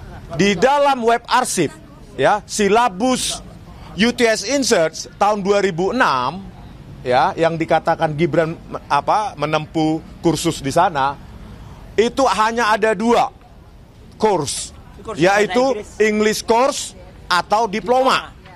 Dan Gibran katanya di sana menempuh diploma. Diploma itu D1, D2, D3. Bagaimana mungkin Ditjen Dikdasmen saat itu menyetarakan itu menjadi kelas 11 dan kelas 12? Sementara itu, pegiat media sosial Dr. Tifa Uzia Tiasuma atau yang dikenal dengan Dr. Tifa tengah menyusun penelitian terkait silsilah leluhur Presiden ke-7 Indonesia Joko Widodo. Penelitian itu dilakukan berdasarkan banyaknya rumor dan versi yang berbeda mengenai asal-usul Jokowi yang berada di masyarakat selama bertahun-tahun.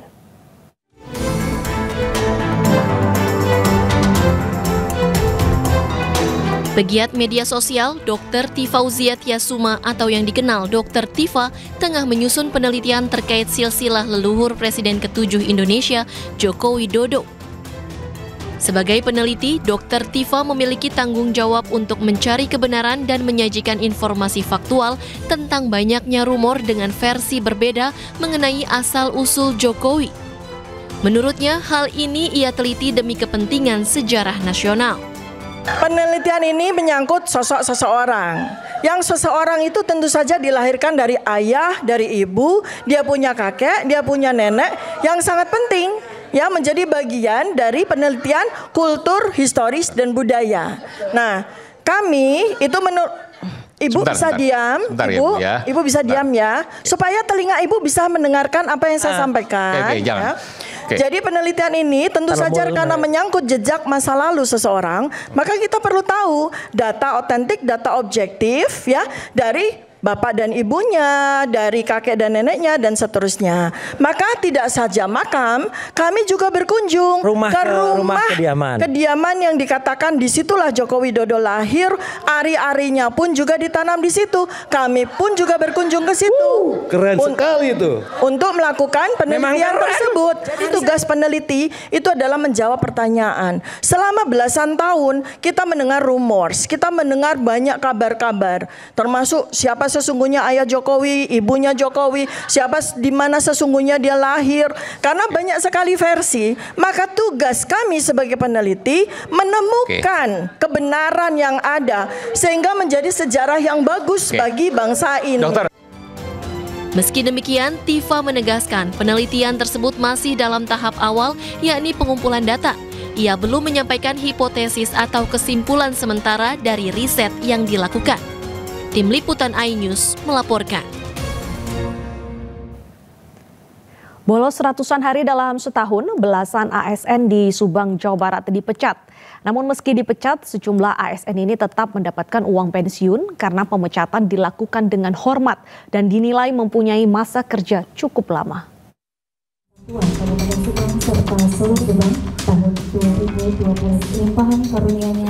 12 aparatur sipil negara di lingkungan pemerintahan Kabupaten Subang, Jawa Barat dipecat. Belasan ASN ini terbukti kerap membolos alias tidak masuk kerja tanpa alasan yang jelas. Tak tanggung-tanggung, dalam setahun mereka bolos selama ratusan hari. Padahal mereka tetap menerima gaji dari negara. Bupati Subang menyebut pihaknya menerima laporan ada 500 ASN yang bertindak tidak disiplin dan akan dibina. Saya tidak main-main, Pak. Hari ini kita hitung ada 500. Yang apa? Yang ada di radar situ. Cuman ada yang garis merah, ada yang garis kuning, ada yang garis hijau. Nanti kedepannya yang 500 ini yang masih bisa kita maafkan akan kita beri punishment, mereka ditempatkan di tempat-tempat yang langsung terjun di lapangan. Misalkan saya tempatkan jadi pengawas angkutan truk di Dishub. Itu udah mulai atau belum? Ini sedang kita evaluasi, sedang kita godok, kita persiapkan orang-orangnya. Nanti juga ada yang standby misalkan di Tangkuban Perahu karena kita jujur di Dishub hari ini kita kekurangan orang. Makanya kenapa truk dari kemarin masih sering banyak yang bandel, karena kita kekurangan orang. Petugas di Dishub kita hanya 40 se-Kabupaten Subang yang ada di lapangan. Namun meski dipecat, beberapa ASN tetap mendapat uang pensiun. Alasannya mereka dipecat secara hormat dan telah mempunyai masa kerja cukup lama. Dari Subang, Jawa Barat, Yudi Heriawan Juanda, iNews melaporkan. Gubernur Jakarta Pramono Anung mendatangi gedung Merah Putih KPK pada Kamis pagi. Kedatangannya dalam rangka untuk berkonsultasi terkait upaya pembongkaran dan pembersihan tiang monorel dan persoalan tanah rumah sakit Sumber Waras.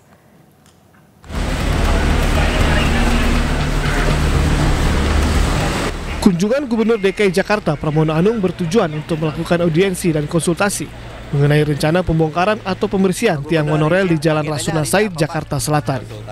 Konsultasi terkait apa aja, Pak? Dalam audiensi pemerintah Provinsi DKI Jakarta dengan KPK, Pramono sampaikan telah mendapat arahan dari pimpinan KPK dan juga telah menerima surat dari Kejaksaan Tinggi Jakarta terkait rencana pembongkaran tiang lantaran kerap menjadi sumber permasalahan seperti penyebab kecelakaan hingga kemacetan. Yang pertama berkaitan dengan keinginan pemerintah Jakarta untuk segera melakukan pembersihan ataupun menyelesaikan persoalan monorail yang ada di sepanjang jalan Rasuna Said ini. Selain pembahasan tiang monorail, Pramono juga telah berkonsultasi terkait persoalan tanah Rumah Sakit Sumber Waras yang sudah terbengkalai sejak tahun 2014 silam. Dari Jakarta, tim liputan iNews melaporkan. Viral di media sosial, seorang warga Tegal, Jawa Tengah mengunggah video mengeluhkan bansos yang diduga dipotong untuk pembelian buku. Pasca viral, Pemdes setempat pun klarifikasi. Sing oleh bantuan lansia, ngontuku buku kaya kiye. Buku ibu hamil, sijine 20.000. Lah apa kaya kiye? Lansia. Beredar video warga keluhkan pemotongan bansos Rp100.000 dari bansos PKH Rp600.000 per 3 bulan di Desa Kedung Sukun, Kecamatan Adiwarna, Kabupaten Tegal.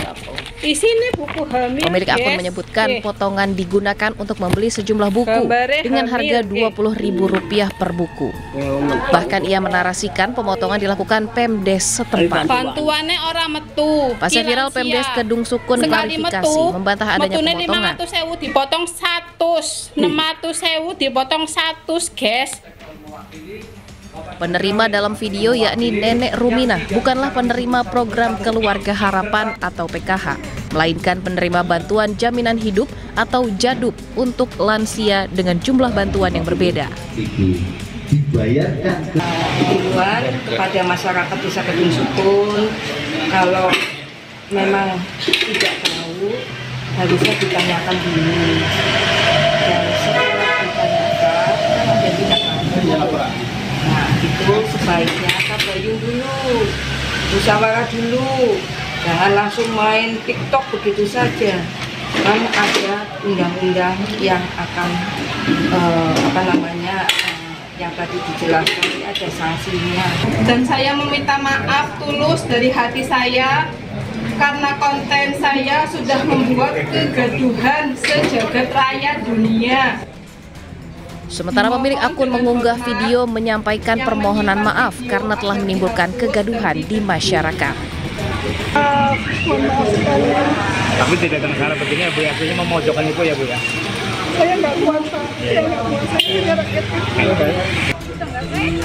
Usai klarifikasi, kedua belah pihak saling bermaafan di hadapan warga. Masyarakat pun dihimbau bijak dalam menggunakan media sosial. Dari Tegal, Jawa Tengah, Unibar iNews melaporkan.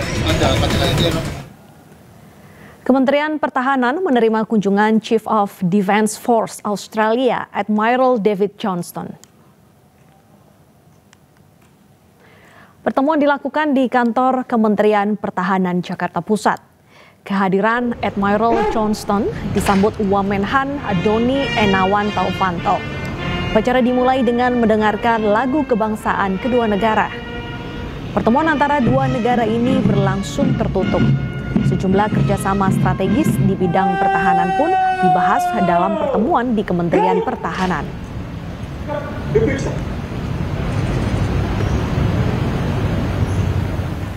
Hari ini Presiden Prabowo Subianto merayakan ulang tahunnya yang ke-74 tahun. Presiden ke-7 RI ini, Joko Widodo, Presiden ke-7 Republik Indonesia Joko Widodo turut menyampaikan ucapan selamat ulang tahun kepada Presiden Prabowo. Ucapan selamat ulang tahun disampaikan Jokowi usai menghadiri Disnatalis Fakultas Kehutanan UGM Yogyakarta Jumat siang. Jokowi menyampaikan selamat ulang tahun kepada Presiden Prabowo Subianto yang ke-74 tahun. Jokowi pun mendoakan Presiden Prabowo diberikan kekuatan dan kesehatan dalam mengemban tugas besar mengelola pemerintahan dan negara. Ucapkan selamat ulang tahun yang ke-74 kepada Bapak Presiden Prabowo Subianto. Semoga beliau selalu diberikan kekuatan, kesehatan dalam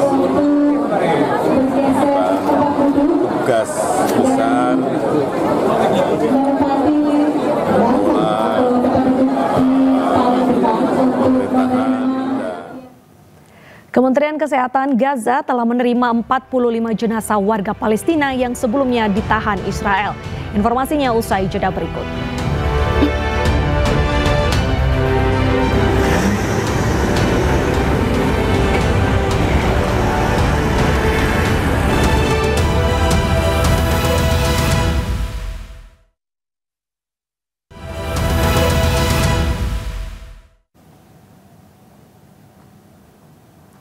Peristiwa langka terjadi saat tornado menerjang Kuala Langat, Malaysia dan menyebabkan sedikitnya 10 orang terluka.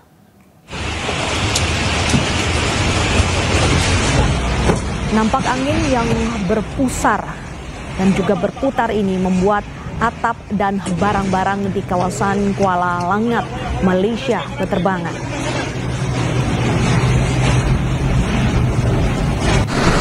Tornado yang menerjang pada hari Rabu ini mengakibatkan sedikitnya 10 orang terluka, 9 diantaranya pelajar. Selain itu, tornado juga menyebabkan puluhan rumah warga serta 5 sekolah rusak. Siapa itu? Siapa punya? Kementerian Kesehatan Gaza telah menerima 45 jenazah warga Palestina yang sebelumnya ditahan Israel melalui Komite Internasional Palang Merah. Pihak Palang Merah Internasional mengirimkan 45 jenazah ke Khan Younis, Palestina. Dengan demikian total jenazah yang telah kembali ke Palestina sebanyak 90 jenazah.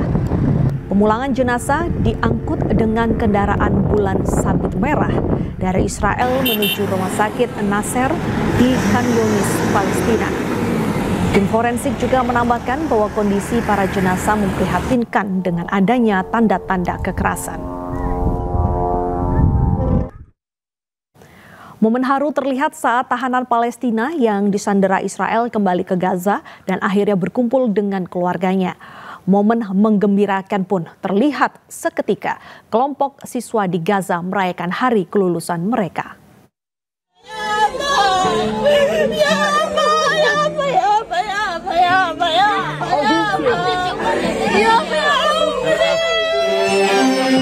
Suasana haru sekaligus bahagia mewarnai penyambutan Nasser Jadallah Irhin, seorang warga Palestina yang baru saja dibebaskan setelah ditahan di penjara Israel.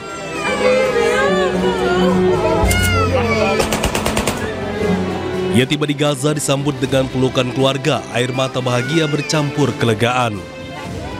Namun di balik senyum dan tangis tersebut tampak jelas kondisi fisiknya yang melemah. Tubuhnya kurus dengan luka dan memar yang diakui akibat penyiksaan selama di penjara. Meski sebagian besar warga Gaza masih dibayang-bayangi trauma, namun kebebasan para sandera dan tercapainya kesepakatan gencatan senjata ini menjadi simbol harapan di tengah penderitaan panjang rakyat Gaza. Momen menggembirakan juga terlihat ketika sekelompok siswa di Gaza merayakan hari kelulusan mereka dari sekolah menengah atas.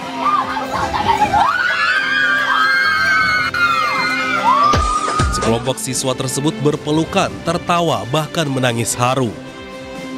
Hal ini menunjukkan sebuah kebahagiaan sederhana di mana ruang belajar seringkali menjadi sasaran serangan. Hari kelulusan ini juga menjadi simbol harapan baru, meski di tengah keterbatasan, generasi muda di Gaza tetap bermimpi tentang masa depan yang bebas dan damai.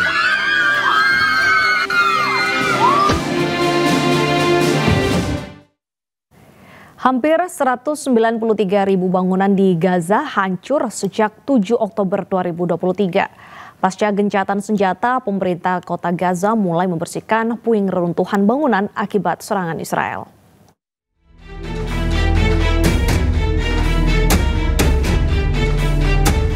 Beginilah kondisi kota Gaza pasca perang Hamas dan Israel yang berlangsung sejak 7 Oktober 2023. Meski kesepakatan gencatan senjata telah tercapai, namun kerusakan yang timbul di seluruh permukiman dan infrastruktur di Gaza tak bisa serta-merta kembali pulih seperti sedia kala. Seluruh distrik telah hancur menjadi puing-puing. Rumah-rumah rata dengan tanah, fasilitas yang hancur, dan jalanan yang rusak akibat dibombardir oleh Israel.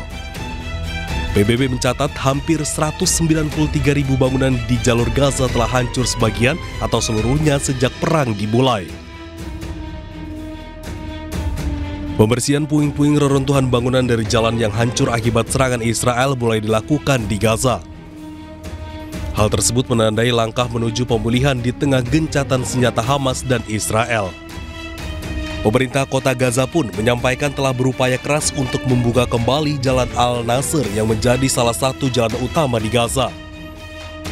Operasi pembersihan pun terus dilakukan meski 85% peralatan kota telah hancur. يعني مع بداية إعلان عن وقف إطلاق النار بدأت بلدية غزة منذ يوم الجمعة الماضي حملتها لفتح الطرقات والشوارع في المدينة للسماح بحرية حركة المواطنين وعودتهم من الجنوب إلى الشمال ووصولهم إلى أماكنهم وأماكن سكنهم. Warga Gaza berharap adanya gencatan senjata yang permanen di Gaza dan perdamaian seutuhnya dapat tercapai. Pemerintah Mesir telah membangun rumah sakit lapangan di dekat perbatasannya dengan jalur Gaza. Fasilitas kesehatan ini siap menampung warga Gaza yang terluka akibat serangan Zionis Israel.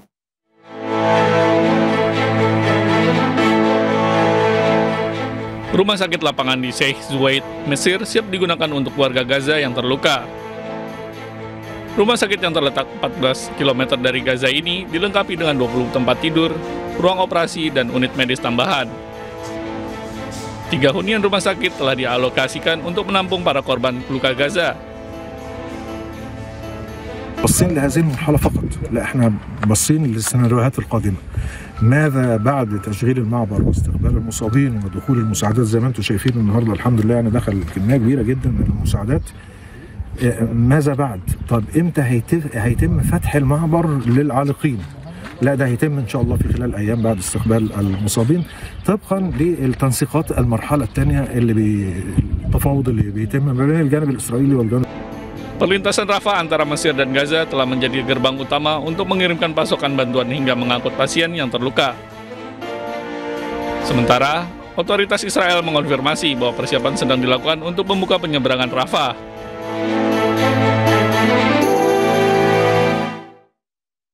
Sementara itu, unjuk rasa bela Palestina berujung ricuh di Barcelona, Spanyol. Polisi menahan 15 orang dalam aksi demonstrasi tersebut.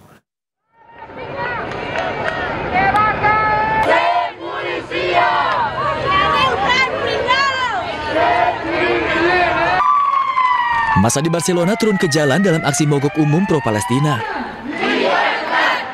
Aksi tersebut digelar Serikat Buruh Spanyol sebagai solidaritas untuk warga Palestina di Gaza. Para pengunjuk rasa membawa spanduk hingga bendera Palestina sambil meneriakkan yel-yel menentang Israel.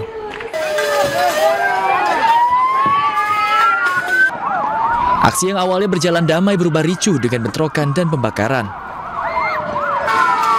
Mereka merusak gerai makanan cepat saji, kendaraan polisi, hingga membakar tempat sampah untuk memblokir jalan. 15.000 orang ikut serta dalam demonstrasi tersebut, sementara penyelenggara mengklaim jumlah peserta mencapai 50.000 orang. Sebanyak 15 orang ditangkap oleh polisi Catalonia setelah bentrokan tersebut. 15 warga sipil tewas dan puluhan terluka dalam bentrokan sengit antara pasukan keamanan Taliban dengan militer Pakistan di Kandahar, Afghanistan, Rabu waktu setempat.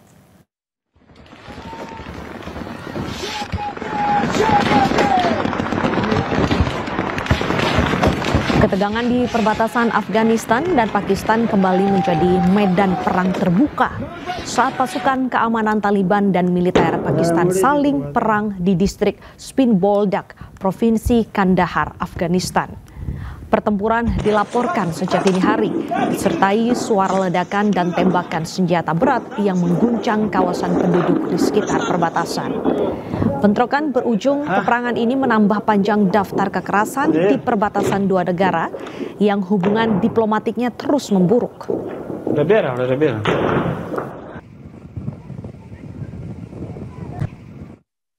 Sejumlah nama mencuat dalam bursa calon pengganti Patrick Kluivert, termasuk 5 kandidat asal Belanda. Informasinya usai jeda berikut.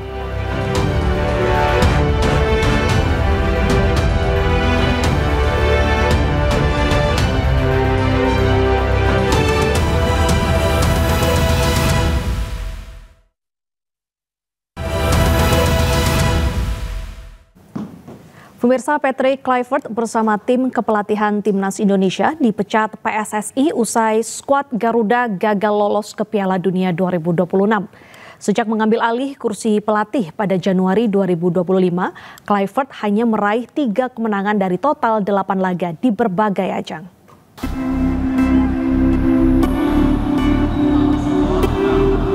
PSSI secara resmi memutus kerjasama dengan pelatih kepala Patrick Kluivert dan jajaran staf pelatih Timnas Indonesia setelah kegagalan menyakitkan pada putaran keempat kualifikasi Piala Dunia 2026 zona Asia. Padahal seluruh tim pelatih ini sebelumnya terikat kontrak hingga tahun 2027. Lewat pernyataan resmi yang dirilis di situs resminya PSSI dan tim kepelatihan tim nasional Indonesia, secara resmi menyepakati pengakhiran kerjasama lebih awal melalui mekanisme mutual termination atau kesepakatan bersama.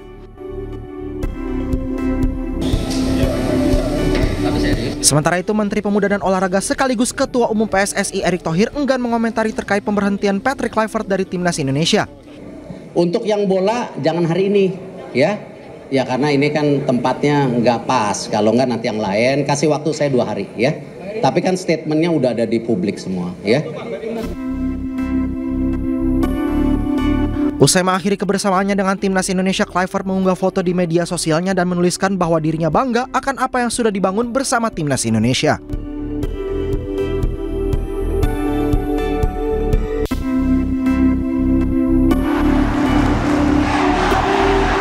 Keputusan pemberhentian Kluivert ini muncul setelah Timnas Indonesia tampil buruk pada grup B putaran keempat kualifikasi Piala Dunia 2026 zona Asia.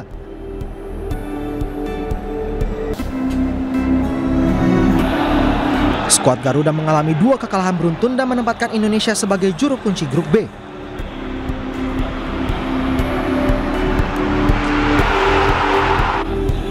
Catatan negatif ini sekaligus mengubur harapan besar masyarakat untuk melihat skuad Garuda terbang ke panggung dunia.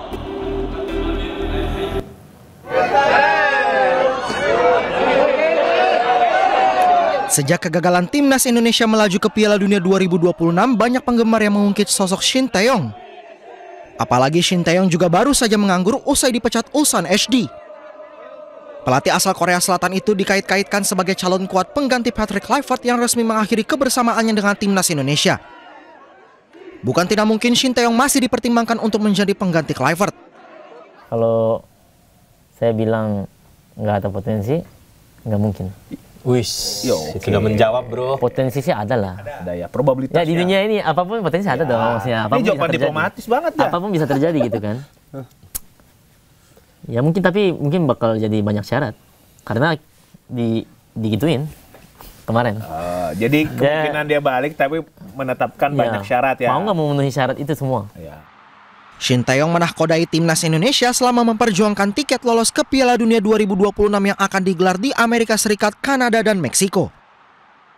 Bersama STY, skuad Garuda mengawali langkah dari putaran pertama hingga setengah perjalanan di putaran ketiga. Sisanya sejak setengah akhir putaran ketiga dan sepenuhnya putaran keempat, Timnas sudah ditukangi Kluivert. Dalam 57 laga bersama Timnas senior, Shin Tae-yong mencatatkan 26 kemenangan.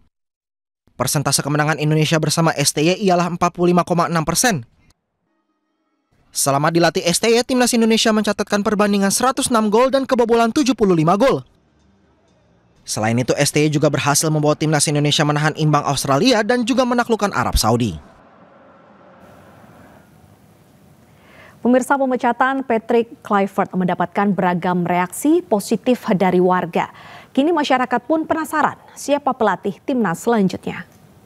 Kalau saya kira kalau pelatihnya tentunya harus yang memahami karakter sepak bola Indonesia. Walaupun dia pelatih yang hebat kayak apa, kalau nggak paham karakter pemain kita ya percuma saja. Saya kira orang yang paham karakter sepak bola Indonesia itulah yang harus kita coba untuk menangani sepak bola kita. Kalau untuk kembali, Coach Shin Tae-yong itu lebih baik karena apa? Beliau sudah menemukan karakteristik permainan Indonesia, terus sudah membangun fondasi dari awal, sehingga nanti kedepannya jangka panjang timnas Indonesia akan lebih baik. Sementara itu, sejumlah nama beken mencuat dalam bursa calon pengganti Patrick Kluivert, termasuk 5 kandidat asal Belanda. Beberapa pelatih klub Super League Indonesia juga masuk nomine, salah satunya pelatih Persib Bojan Hodak. Dan pemirsa, informasi ini sekaligus menutup iNews yang hari ini. Temukan informasi-informasi terbaru lainnya di www.inews.id dan cuplikan tayangan berita iNews dapat Anda saksikan di kanal YouTube @official_inews. Update informasi terbaru Anda dengan berita-berita aktual juga hangat dan sejukkan dulu dengan air mineral yang murni dan alami. Saya Bernadetta Ginting, pamit undur diri, selamat beraktivitas dan sampai jumpa.